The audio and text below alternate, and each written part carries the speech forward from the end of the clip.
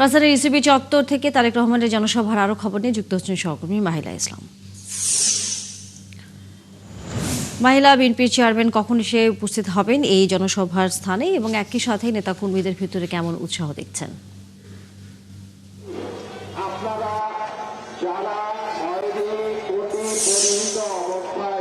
তানিয়া, আপনাকে ধন্যবাদ। যেমনটি বলছিলেন, নির্বাচনী প্রচারণার একদম শেষের দিকে এসে আজ এবং আগামীকাল বিএনপি চেয়ারম্যান তারেক রহমান এই ঢাকা বিভাগীয় যে এলাকাগুলো রয়েছে সেই এলাকাগুলোতে তিনি পথসভা করবেন। যদিও আজকে এই ঢাকার দুটি আসন ঢাকা উত্তর দক্ষিণ সবকটা মিলিয়ে কিন্তু একটি বড় জনসমাবেশ হওয়ার কথা রয়েছিল, তবে ভিন্ন একটি ব্যতিক্রমী চিন্তাভাবনা থেকে কিন্তু আজ তারেক রহমান এটি পথসভা হিসেবে করেছেন এবং সেই পথসভাকে দুটি ধাপে ভাগ করা হয়েছে। আজ ঢাকা উত্তরের যেই ঢাকা 17 আসন নিজ এলাকা দিয়ে তিনি শুরু করছেন।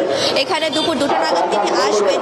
এখানকার পথসভা শেষ করে তিনি ঢাকা 16 আসন এবং এরপর পর্যটন ঢাকা 15, ঢাকা 14, ঢাকা 13 এবং ঢাকা 11 আসন পর্যন্ত তিনি আজকের পথসভা কার্যক্রম করবেন।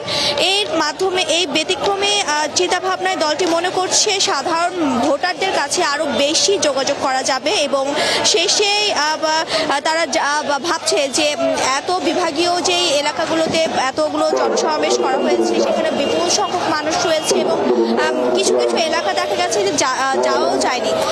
সেই ব্যতিক্রমী চিন্তাভাবনা থেকে তারেক রহমান ঢাকার যেই আসনগুলো রয়েছে সেই আসনগুলোতে পথসভার মতো করে বিভিন্ন এলাকাতে কিছুক্ষণ করে থাকবেন এবং সেখানকার ভোটারদের সাথে কথা বলবেন এবং সেই সব এলাকা অনুযায়ী এলাকার উদ্দেশ্যে তিনি কথা বলবেন।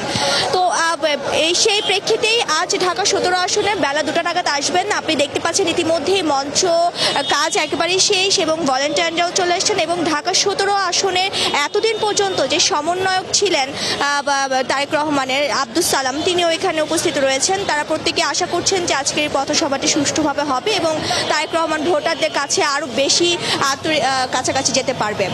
ধন্যবাদ মাহিলা। নিশ্চয়ই আমরা ফিরবো তারেক রহমান যখন এখানে এসে উপস্থিত হবেন।